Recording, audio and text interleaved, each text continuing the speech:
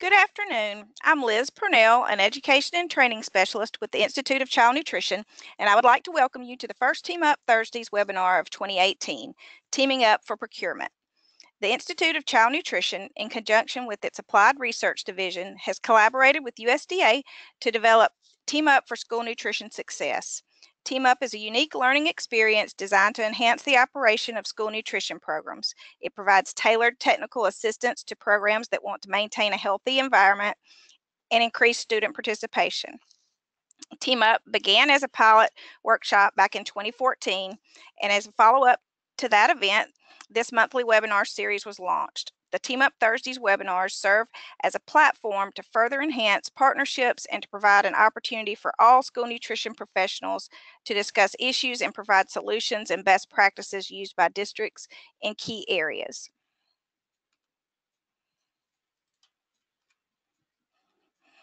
The ICN has created a website for all materials and resources specifically related to Team Up. You can find the information at www.theicn.org/teamup. Thank you for joining today's webinar, where our panel of experts will present information on procurement and how, with the right tools and resources, it can be an empowering process that can set your program up for success. We have a great mix of panelists representing USDA, state agencies, and district directors. I'll take just a brief moment to introduce them and we'll get started. Courtney Howder will start us off. She is a program analyst with the Program Monitoring Branch of Child Nutrition Programs at USDA Food and Nutrition Service. Susan Benning, Child Nutrition Accountant with the Wyoming Department of Education, will follow. Linda Martin will speak next. She is the Director of Nutrition Services for Sweetwater County School District Number 2 in Green River, Wyoming. You will also hear from Roxanne Greenlee, who is the School Food Distribution Program Consultant with the Wyoming Department of Education.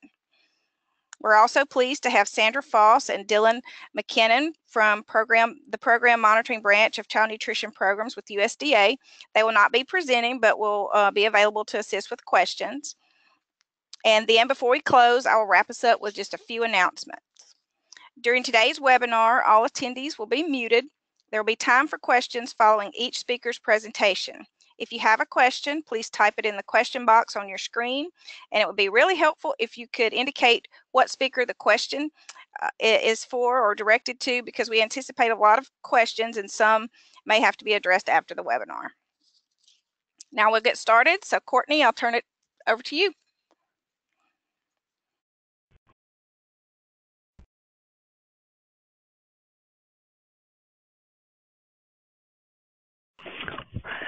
Good afternoon. As Liz mentioned, my name is Courtney Howder, and I work in the Program Monitoring Branch of the Child Nutrition Programs in USDA's Food and Nutrition Service. I am joined by my colleague, Sandra Foss, who will help answer any questions that may come in. Let's begin. What is so important about procurement? Well, one major aspect is that proper procurement promotes competition, which is the American way. A proper procurement procedure never unduly restricts or eliminates competition. Rather, it maximizes full and open competition. This is why the procurement standards are so important, both those in the program regulations at 7 CFR Part 210 and those in the government-wide regulations at 2 CFR Part 200. Speaking of the government-wide regulations, the cost principles in 2 CFR 200.400 require that all costs paid from the nonprofit food service account must be necessary, reasonable, and allocable. Remember, proper procurement pays. So what is procurement and how does it work? We will do an overview of the procurement phases here and then go into depth in the slides that follow. Generally, procurement is the purchasing of goods and services and may involve many phases. However, this is not the same as shopping.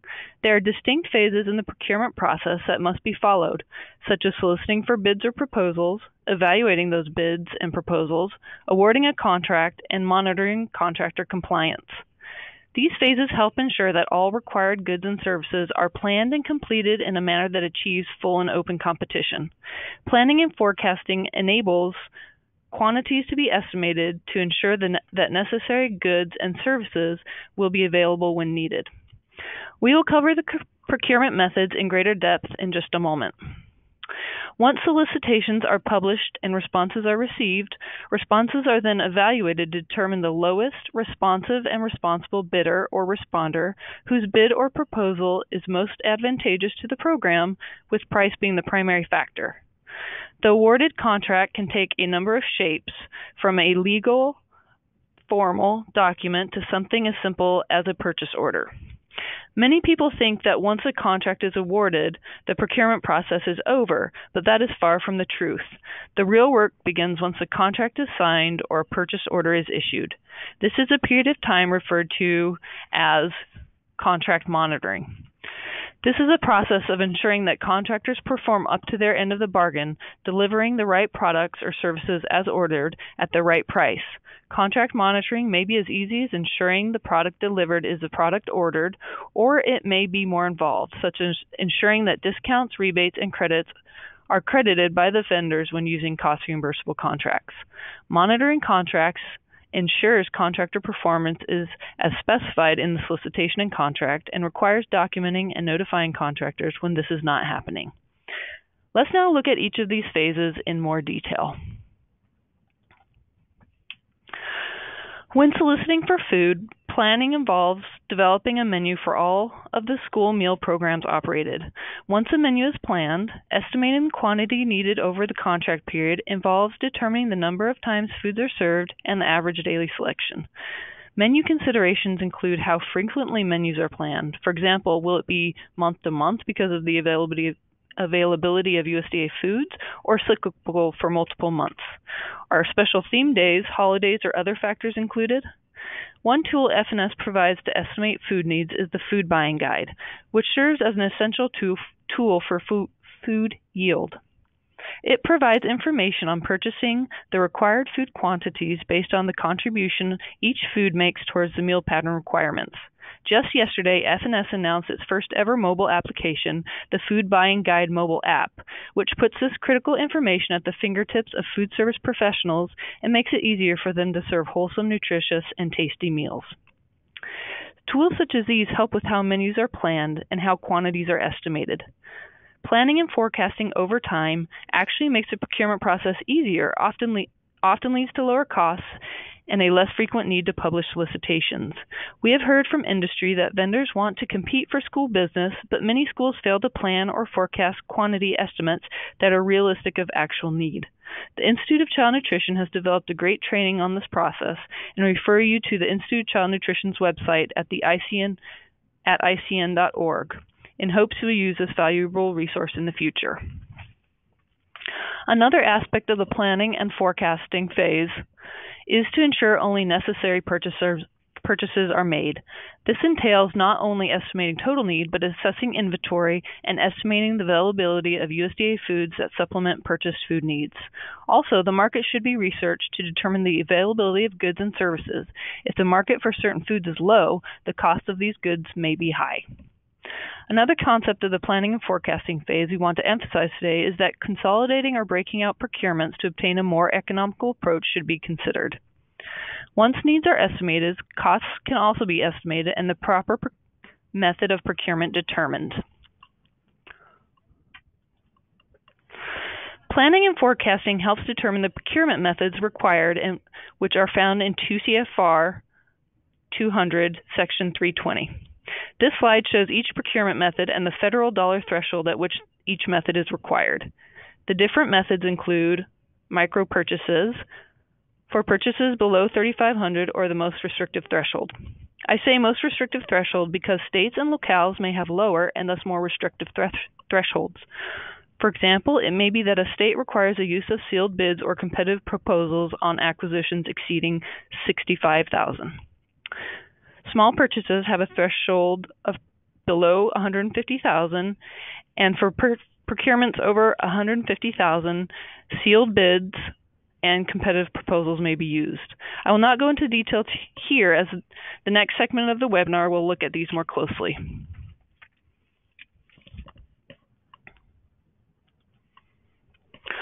For all methods of procurement, certain information is necessary for suppliers to identify what is to be purchased so they can respond to the solicitation.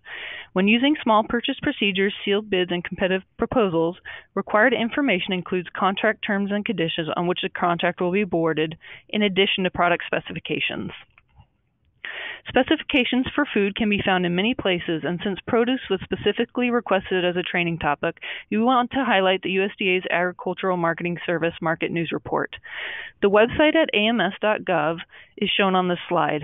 The Agricultural Marketing Service offers an abundance of information on food grades and quality standards for all fruits and vegetables, as well as other food items. The website provides information on the availability of domestic and non-domestic produce and terminal prices for every terminal in the U.S. This website is a valuable resource for all foods and may especially help districts comply with the Buy American provision by determining the availability and terminal costs of domestic produce in relation to non-domestic produce. In addition to ams.gov, similar information may be located on the website of manufacturers, distributors, and retailers, and may be available from your fellow school food service professionals.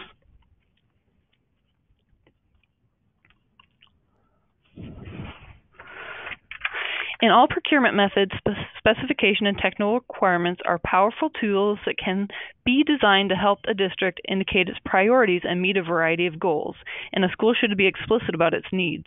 In the technical requirements section of a solicitation, a school will include criteria for how a vendor will be deemed to be responsive and responsible. Technical requirements may include factors such as delivery schedule and references. In order for a vendor to be considered responsive and responsible, the bidder must meet any product specifications and other requirements that are outlined in the solicitation, meaning if a bidder cannot meet one of the technical requirements or product specifications, that bid should not be considered. For example, a solicitation may state that to be considered responsive and responsible, the vendor must be able to provide a country of origin for all agricultural commodities or specify the percentage of credible food components in agricultural food products that is domestic, i.e. specifying the percentage of domestic content. A school may decide to include any or several criteria as a requirement for a bidder to be considered responsive, as long as these criteria do not restrict competition. FNS has a great resource, Procuring Local Foods for Child Nutrition Programs, which is available on the Farm to School website. So again, when determining if a vendor is responsive and responsible, it is a black and white evaluation. It is not evaluated on a scale. The vendor can meet the requirements or they cannot. There's no middle ground. If a district is interested in evaluating solicited for services or products on a scale, it should consider using a request for competitive proposals, which we will address shortly. But first we will look at sealed bids. In a sealed bid, after the specification and technical requirements are met, price is the determining factor. Sealed bids can be evaluated on a line item or grouped basis or on a bottom line award. What is important is that the method of evaluation is clearly specified in the solicitation document. All of the bidders must know in advance how the evaluation will occur so they can know how to calculate their bid response. Many SFAs have relayed to us their dislike of sealed bids due to having experienced poor quality or poor service when using this method. However, contracts should only be awarded to responsible contractors possessing the ability to perform successfully under the terms and conditions of a proposed contract. Factors such as contractor integrity, compliance with public policy, record of performance, financial and technical resources can be considered. This means that a contractor providing poor quality products or services may be found to not be a responsible contractor. Now let's look at competitive proposals. Like a solicitation using sealed bids, a solicitation process using a competitive proposal must include all of the necessary specifications and technical requirements. In addition, the solicitation must include evaluation factors and their relative weighted importance. It's crucial to note that when using this type of procurement method, price must be the primary factor. This does not mean the price has to be weighted over 50%. Rather, it simply means that price must be weighted higher than any other factor. Let's move along to the awarding contracts phase.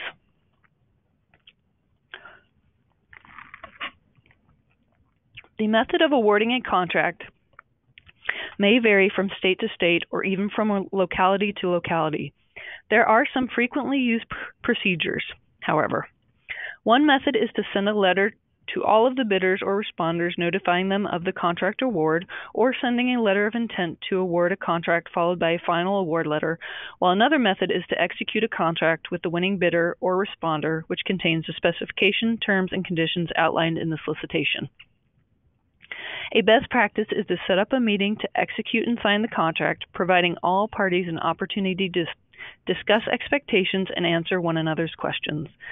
Before we move away from the procurement methods and contract evaluation and award process, I will only briefly mention one last procurement method. I will only mention it as the next speaker, Susan Benning of the Wyoming Department of Education, will discuss this in greater depth. This is a procurement through solicitation of a proposal from only one source, and it may only be used when one of four limited circumstances apply. We will now look at where the real work of procurement takes place: contract monitoring.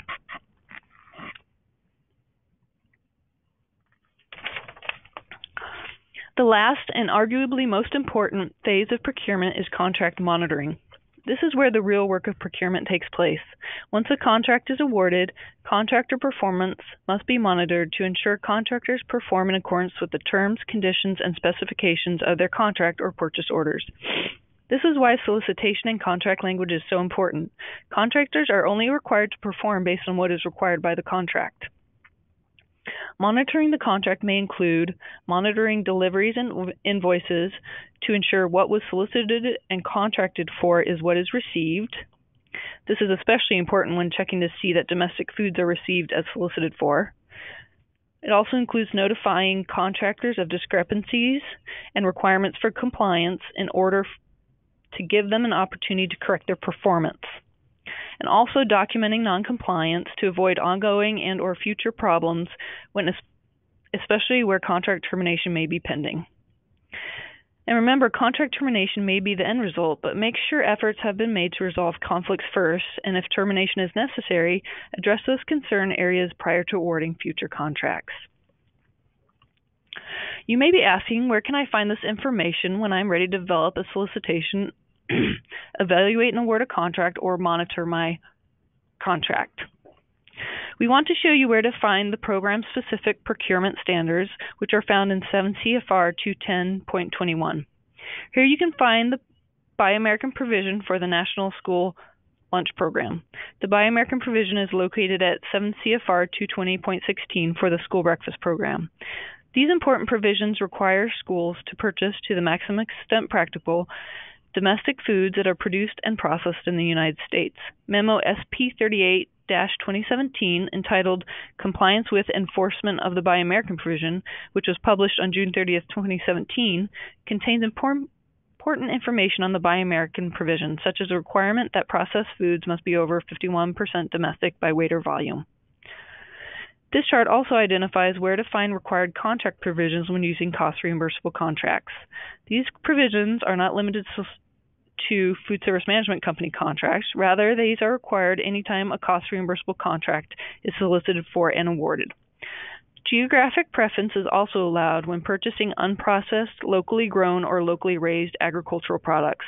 Schools have the discretion to define the local area to which geographic preference option will be applied. While this shows program-specific requirements, the next slide will look at what is required of all procurements more broadly when using the nonprofit school food service account. This slide shows where to find the applicable government-wide regulations. The Electronic Code of Federal Regulations site gives you the procurement methods, required contract provisions, and additional procurement process aids. We recommend bookmarking this link on your web browser for future ease of access. This slide shows the names and locations of the key procurement standards in 2 CFR Part 200. These are General Procurement Standards, Competition, Procurement Methods, Small Minority and Women's Businesses, Contract Cost and Price, Reviews, and Required Contract Provisions. We invite you to refer back to the slide for an easy reference in the future.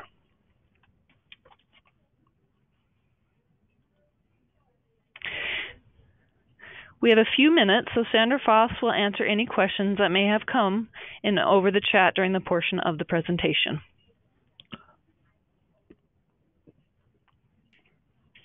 This is Sandra, and since there haven't been too many questions to come in, I will try to address this. They're coming now. We will try to develop these right now and deal with them for just a few short minutes. One of the questions has been, are state agencies required to present during the opening and during the opening and awarding of bids for CACFP? Today, our information is specific to the National School Lunch Program, and this is where the majority of our experiences is, but we will be glad to look this information up and get back with you on this. We have another question regarding our jalapeno peppers considered on the exempt list for the Buy American. We can purchase some from Mexico with a case cost of approximately $29, but those made in the United States are approximately $50 per case.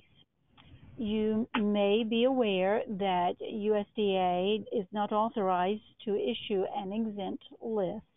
However, based on the information that you've provided, it appears that there is an exception in this case because the difference in price does appear to be significant. So I would just simply encourage you all to document your prices and provide this information and have it available for your state agency for a procurement review. We have another question on the differences between a formal bid and an RFP, and if these bids are price only, or can an RFP include price, taste, appearance, which price being the highest factor? You have hit the key piece that price must be the highest factor. And so in that request for proposal, you would publish the evaluation and the criteria for scoring those key pieces, and so that all of your bidders and responders would know exactly what that criteria is going to be.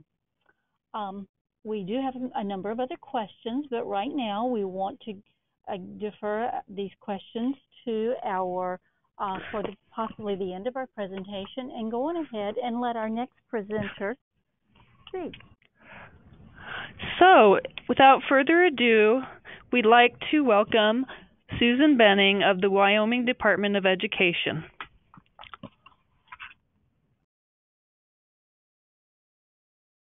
Hello, everyone. This is Susan, and I did see some of the questions that came through, and hopefully I'll be able to answer a couple of those. And today, I'm just briefly going to talk about some of the confusion and give you some clarification and reminders that we see with procurement. So one of the first of them, and I saw that in the questions, is there's confusion about terminology.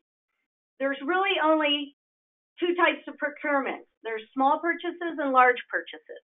But where we get confused is a small purchase and an informal purchase are the exact same thing. And then there's two types. You can have a micro purchase or a small purchase. Then a large purchase and a formal purchase, exact same terminology. And then there's two types of those. You can have an invitation for bid, which is also known as a sealed bid, or you can have a request for a proposal, which is also known as a competitive proposal. And part of the confusion is we don't always see the same terminology. So I wanted to give you this in a slide so that you can see that we're all talking the same thing. And I saw that in some of the questions. So one of them was, what is the difference between a request for proposal and a competitive proposal? Well, those are the exact same thing. So an invitation for bid can also be called a sealed bid. And then those can be price only. And then I gave you some stuff to talk about with that. Then a request for proposal, the other name that you'll see is competitive proposals. And that's the one where you have an evaluation criteria that you can bring in other factors. So that's where a lot of confusion comes from people, is they're not using the right terminology. And one thing I see all the time is I see these requests for bids. There is no such thing as a request for bid. And then they do a weird morphing of a sealed bid and a competitive proposal, and it can't be that way. And I think one of the reasons for this confusion also is our own terminology when we talk about procurement. I tell everybody we should refer to the solicitation documents as solicitations, and then we have bidders or proposers. So we have the tendency to say bid for everything, and then you don't know what you're talking about. So this slide hopefully would be helpful in some of that confusion with the terminology. So again, a sealed bid and an invitation for bid are the same thing, and that's a price-only solicitation. And then an RFP and a competitive proposal are the exact same thing, and that's where you're going to have some kind of weighted criteria. Okay, the next thing is non-competitive proposal, which Courtney brought up a little bit, versus I only received one response.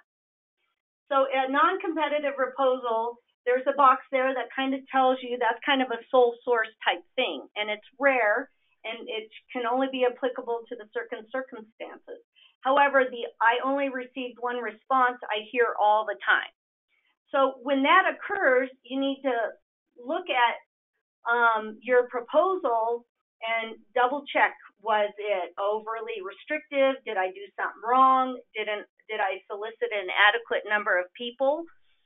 Or if you only receive one response, is it responsive and responsible? Then you just award it to that one. Okay, so that's the one we see a lot here in the state with milk.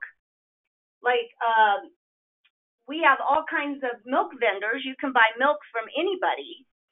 But a lot of times the solicitations are written for dairy services, and the dairy delivers the milk and sorts it and puts it in crates and swouts it out and does all these things. Well, if you get your milk from a food distributor, they're just going to drop it off. But if you get your milk from the dairy, you get all these services.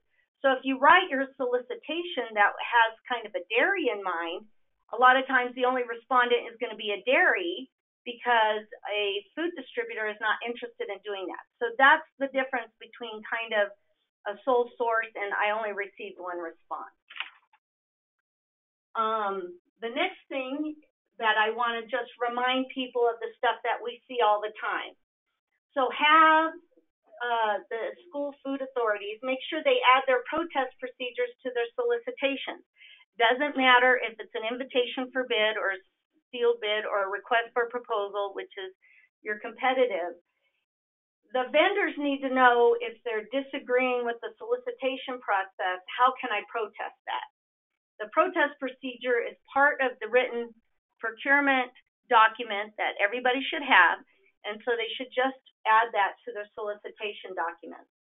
One thing that always comes up is that brand name or equal. So we need to make sure we're not overly restrictive and have the brand name.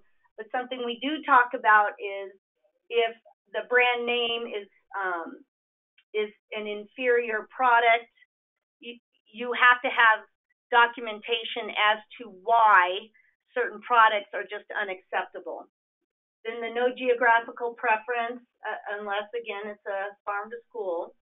There should be no arbitrary actions in procurement. One thing that we've seen coming from the school districts is they do a invitation for bid, which needs to be a price-only solicitation. And in the bid documents, in the solicitation documents, it says, we will award to the lowest price unless the school board decides otherwise and they want to pick whoever they want. You can't do that. There cannot be anything arbitrary. It's either based on price, period, or it's based on the scoring criteria, which is part of the solicitation, period. And again, if you're doing the scoring criteria, the price has to have the most weight. Another thing is make sure that you follow your own written policy and procedures. So what does the procurement policy say? What is your, I've seen solicitations come from school districts that have protest procedures that aren't the ones that are adopted in the written policy, or they're not following their own thresholds. Then they also need to know what their thresholds are. Here in Wyoming, we have much more restrictive thresholds than the federal government does, where our school district has to do a formal procurement for anything more than $25,000. And then again, the big thing is don't overthink this. It is not that hard. When you sit back and you look and you read and you apply logic, this should not be scary and intimidating to either you as a state agency or the school food people. Something that we were asked to talk about a little bit too was procurement as it relates to an administrative review. So when we in Wyoming go do a review, number one, we ask, do you have a written procurement policy? We double check if it's compliant. Do they follow it? One thing we found is everybody has a written policy that they put on a shelf and not realizing it's an action document. And so they just have it and they give it to us, but yet they don't follow it. So they need to have it, but they need to understand it's a meaningful document and it's to be followed. Then we asked the state agency for a vendor paid list for the last school year. And then with that vendor pay list, we look at what type of, how much was paid to vendors and the different purchases, and then we review those for what type of purchases they might be. Were they a micro purchase, were they a small purchase, or a large or formal purchase? And again, I put both of those terminologies there. Then we're going to follow up if the correct procedures were used for each type of purchase that we identified from the paid list. Do they have the documentation for a small purchase, meaning they got quotes? Do they have the documentation for large purchases? Do they have the solicitation documents, the contracts, and all of that? Another thing is, if they have findings, what do you do about it? Well, if we find procurement findings, because it's, again, they're in the business of feeding kids. They need food, they need milk, they need products in order to feed the kids. So we primarily tell them they need to rebid for the next school year, and that would be their corrective action. If we were to see something knowingly and willfully kind of egregious in the procurement, we could recover money. We could require that they do rebid or redo a procurement immediately, but that's not really what we're seeing. We're just seeing that they're just not doing it right. They need some technical assistance and guidance. We're going to provide that to them, and then the next school year, they need to make sure they do it right. Then another thing that we're seeing at the state agency level is the CPAs are starting to look more closely at the federal requirements for a good procurement, and we're getting some audit findings with those. I'm hoping to see more in the future, because then it won't be so much on our shoulders as a state agency, but the auditors would back us up into some of the findings we're seeing. Any questions? And I know that was very fast.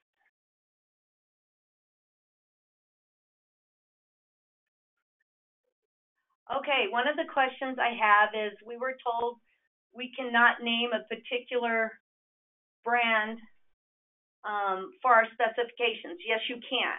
You can name a brand, but it's called brand name or equal. And one thing I talk about with this is, sometimes when we say a brand, it gives it a specific criteria that we all know what we're talking about.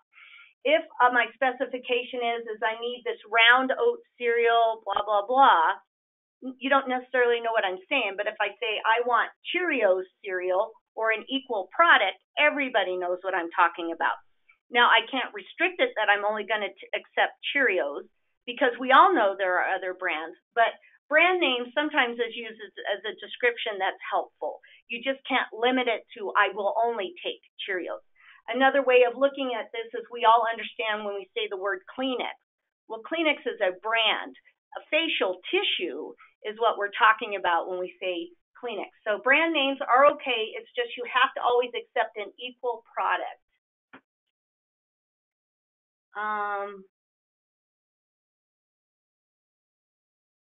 Okay, I got another question that we are a small school district with 600 students, and I want to know if this procurement is applicable to us. Yes. Procurement is just a fancy name for purchase. So to be honest, each and every purchase that you make for the school district for the food nutrition program is a procurement. And it is applicable because each of your purchases will either be a micro purchase, a small purchase, or in some cases it could be formal.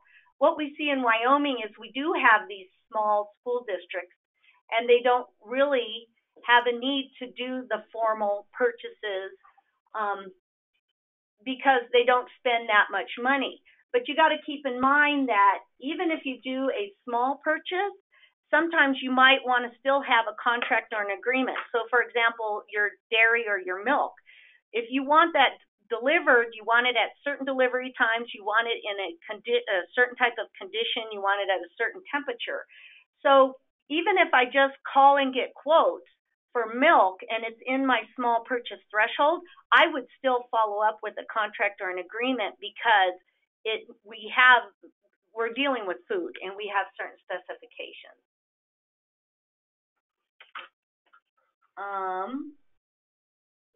Okay, I'll do one more question. Can you have evaluation criteria other than pricing in a formal bid? Now again, there's that confusion. A formal bid is also known as a large procurement. So large and formal are the same thing. Then, if you're doing a formal procurement, you're either doing an invitation for bid, which can also be called a sealed bid, or you're doing a request for proposal, which is also called a competitive proposal. So, if you want evaluation criteria, you would choose to do an invitation for bid, otherwise known as a competitive proposal solicitation. So this goes back to you should call everything a solicitation, and then if I do bids, then a bid is price only. If I do proposals, then that would be a criteria-based item. Okay. I'm going to go ahead and turn the presentation over to Linda.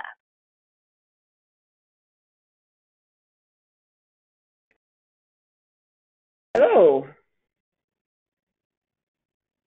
There we go. Okay, my name is Linda Martin. I'm the Director of Nutrition Services for Green River School District in Wyoming. Today, I'm going to focus primarily on produce, and I'm hoping that from my standpoint that some of the things that I'm saying might kind of dumb it down a little bit. I know that procurement is one of these big words that we look at, and it's overwhelming at times. So I know that it isn't a shopping trip, but I think it's important to kind of think of it this way. If I am buying a new dishwasher, and the only thing that's important to me is the price, then that would be considered an invitation for bid. Now, on a personal level, I'm obviously not going to write out a whole contract and send it out to people. I'm going to call different stores and find out who has the best price. But on the other hand, if I am looking for a stainless steel under-the-counter dishwasher that's energy efficient, delivered and installed, I'd want to do a request for proposal. Again, on a personal level, I'm not going to write this all up and have it sent out to different companies. I'm going to call different places and find out who can give me the best product that I want at the best available price. In this case, there are times when the price is not going to be the lowest for that, but the lowest price is not able to give me everything that I want. So that's a request for proposal. I know we've all kind of said it in different ways, as Courtney has and Susan has. This is another way to look at it, and I hope that for some people maybe it kind of makes a little bit more sense. So when we're preparing an IFB, invitation for bid, or a request for proposal, we need to send off to all the prospective vendors. Basically, what I'm getting at is what's important when you purchase your food. If price is the primary factor, then you can do an invitation for bid and just look at price. It's delivery times, ordering procedures, product availability play a factor along with the price. Then you would want to do a request for proposal so that you can consider all those things and weigh those with price being your primary weight. When you're looking at produce, you want to do a request for proposal. Pricing for salad or any other product for that matter fluctuates constantly. The season, the weather, availability all play a factor in what the cost will be. You typically will not find a vendor who will guarantee a specific price on produce.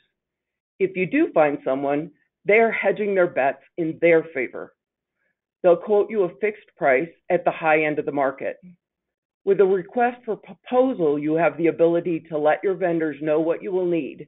This might include how many days you need deliveries, what times you can accept deliveries, what a typical health bar includes, how many meals you serve in a day.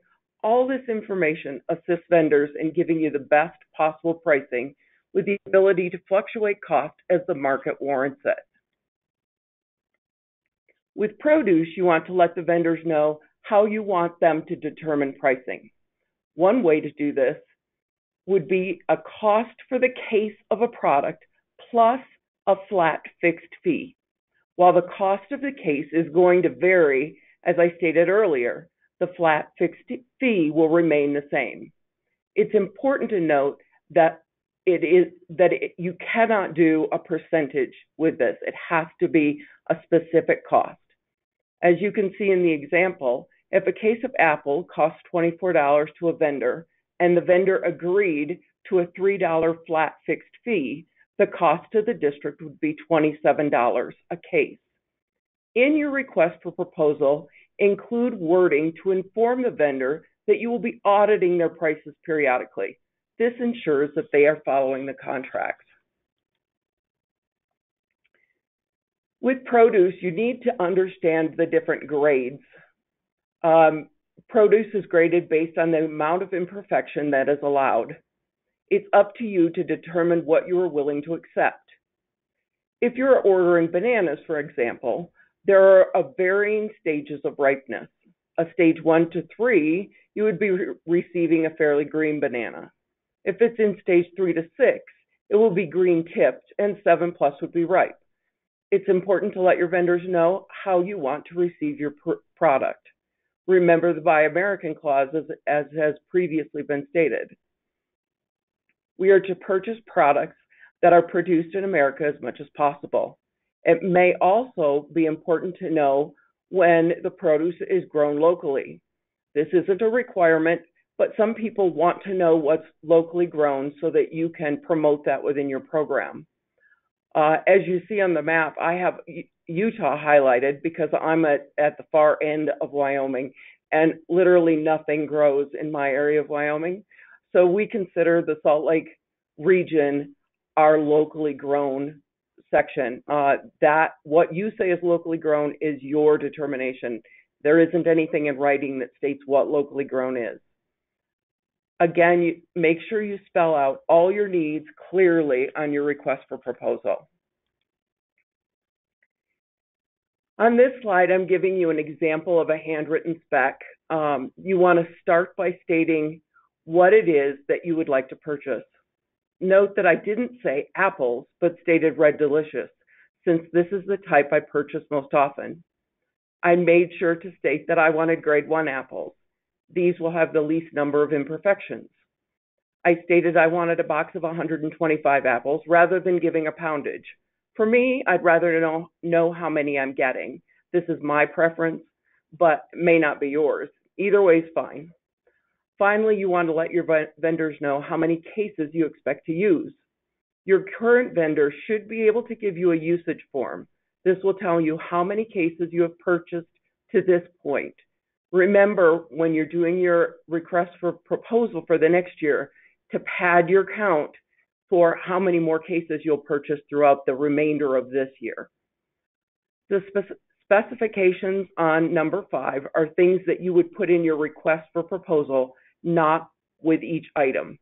The Buy American clause is true for all products available in the U.S. If you have a preference for locally grown, make sure that you put that in your request for proposal. On this side, I want to show you an example of a handwritten spec for non-produce. I want to purchase 2-ounce bagels, and I know that it has to be whole grain, but do I want individually wrapped or bulk? How about plain or flavored? If you want both cinnamon and plain bagels, they need to be listed separately. In this example, I have given a suggestion of a lender's bagel. As we stated earlier, you can give an idea of a specific brand, but always give the option for them to pick something else. This is just giving them an example of one particular brand that they could consider. I know that this happens to come in bulk, and it's a 72-count, 2-ounce bagel. I would state that under my pack size, if the vendor wants to quote a different product, they need to do the math. In my case, I want 350 cases of 72 count. This would equal out to 25,200 bagels. So if the vendor has determined to give me a quote on a different bagel that has 100 per case, they would need to do the math to tell me how many cases they would be anticipating I would purchase. On this side, I'm just giving you an example of a company that is out there where you can do all of this online. Interflex is one company. Honestly, I don't know of other companies, but I'm sure that they exist. I use Interflex because of the simplicity of it. It is a free program. As you can see, if you look at step 1, you'll see a library number. This is your number. This is your reference. So you can always go back and look at this spec.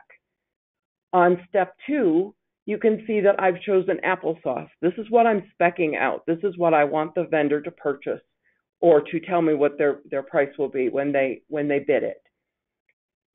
On step 3, it gives the specifications. So I'm asking for a 4-ounce cup that's reduced sugar. If you jump down to step 6, you can see that I've given them the example of Mott's or General Mills. And I've told them on step 4 that those come in a 72-pack and that I want 100 cases. So the vendor knows that I want 7,200 individual cups, 4-ounce cups of reduced sugar applesauce. I've let them know that I will accept an equivalent so they can find something else that has to meet those specs.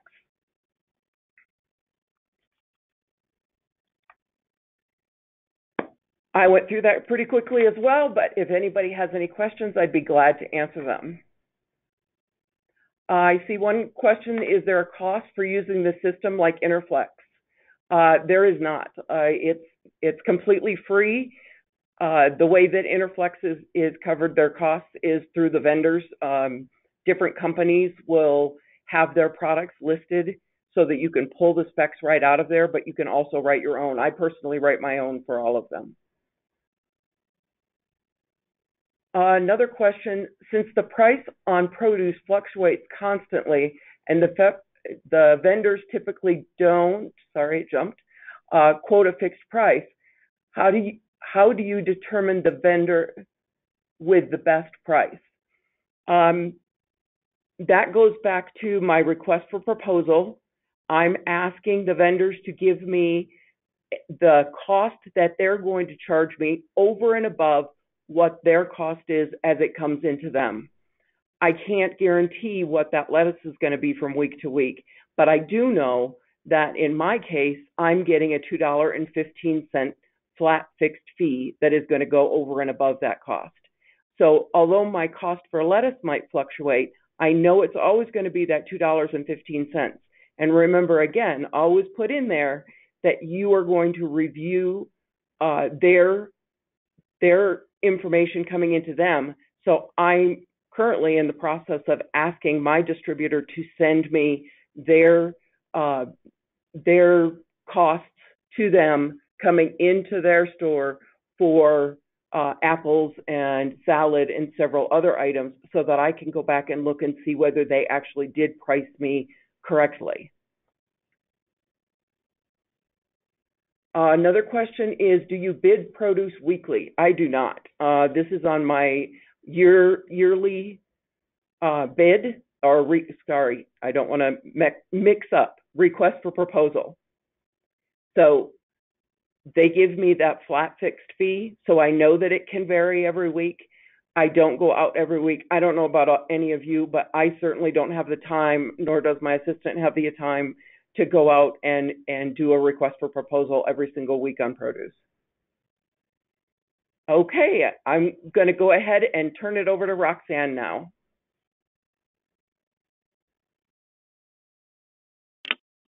Hi. Yes. So I'm going to talk about processing USDA foods. I do this at the state level, but I act like I'm a school district in our case because Wyoming is so small that I do the procurement for just about everybody. I do have one large school district that goes out on their own to procure USDA foods, processed foods. I guess I'm on the wrong screen here.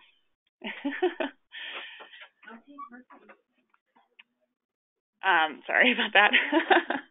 Susan just came in my office to yell at me to do this right. So anyway, USDA processed foods, along with everything else, have to be procured in accordance with federal procurement requirements. I guess a lot of people think that because it's USDA processing and because USDA already has national processing agreements with these companies that they somehow don't have to do procurement, but that is just not the case. So you still have to do proper procurement procedures. It is the state agency's job to sign a state participation agreement, which is an amendment to the USDA National Processing Agreement for all processors that all the schools underneath them want to do business with in their state. Now, some state agencies have different rules about this. Some will just sign agreements with anybody who wants them to, and some have rules about the amount of product that you have to divert to a processor for processing before they'll sign an agreement. It just depends on which state you're in. And like I already said, in Wyoming, I do it on behalf of the schools. So when I'm talking throughout this whole presentation, it will be from the standpoint of as if I were a school.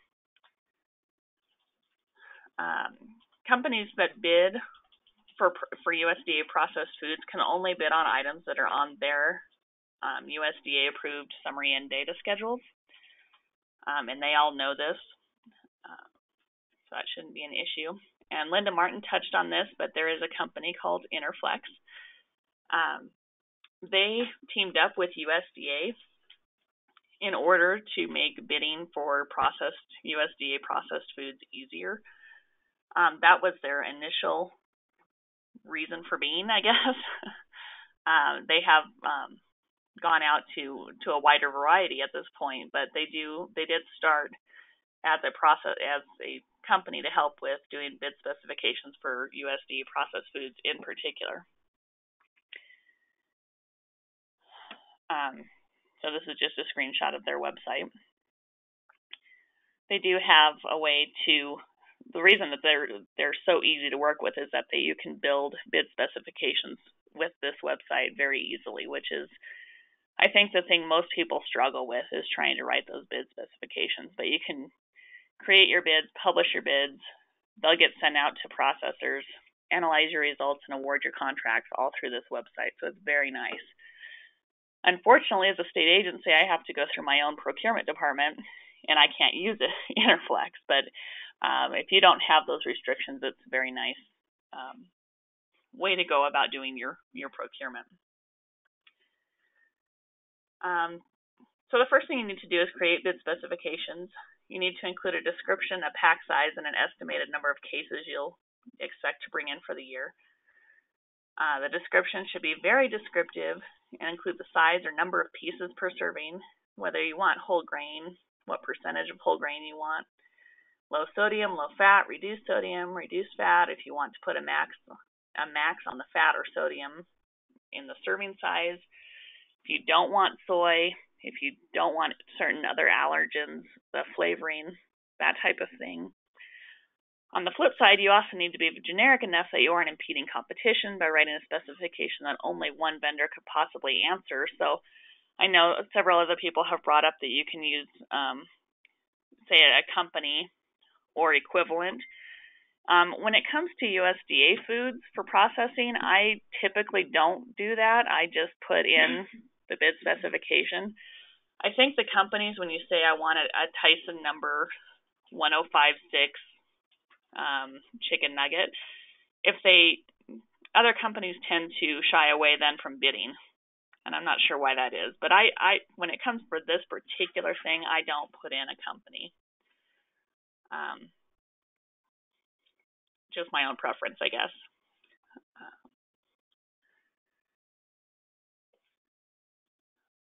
The next thing when you're writing your procurement document is that you need to consider how you're going to pay for the processing. When it comes to USDA foods, you have several options for paying. And it's called the value pass-through method. You need to know if you're going to do net off invoice, if you're going to do rebate, fee for service. Your state should allow all of these options. USDA has told us that we have to, as a state agency, offer all of these options, so your state should do that. The thing I want to mention here is the American Commodity Distribution Association.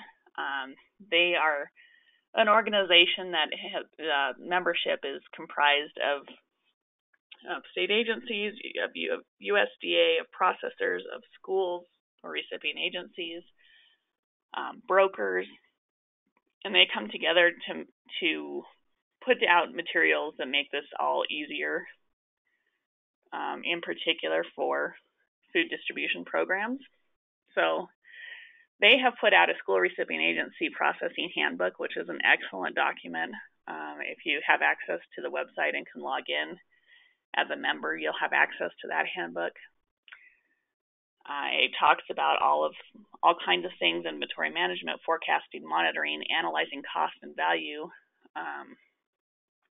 your value pass-through method, and how to do procurement properly. They also have other documents for NOI, net off invoice, if you're going to use that value pass-through method.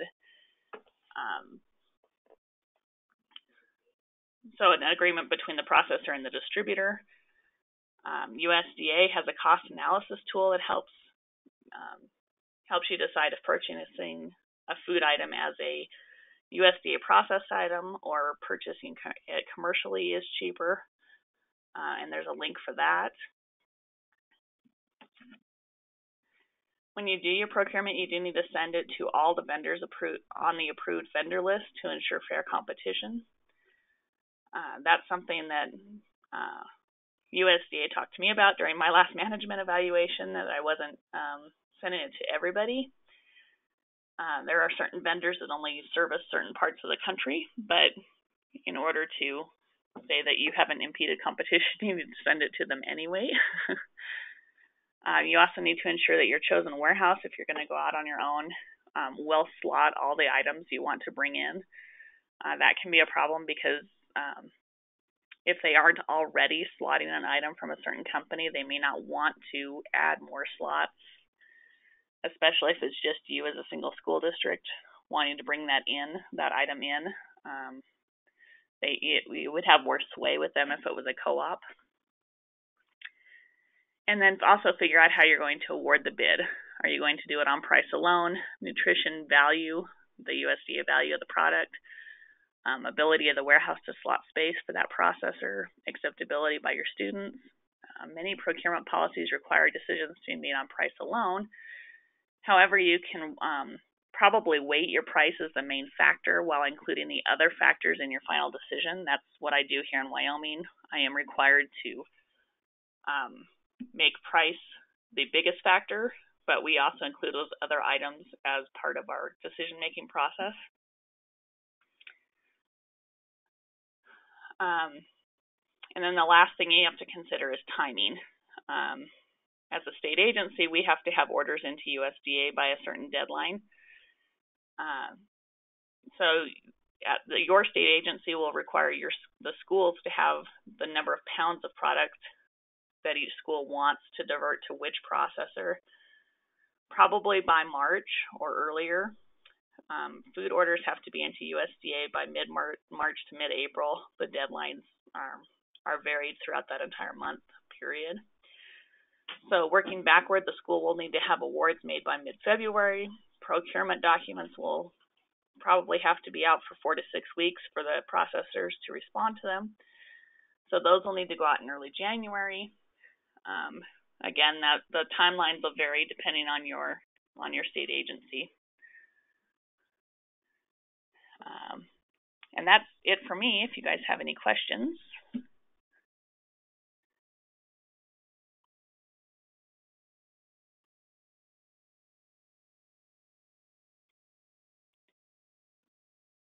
Okay, I'm not seeing anything come up in my chat box, so I will turn it back to Liz. And I know we're over time here, so I don't know if we'll have time for additional questions or not.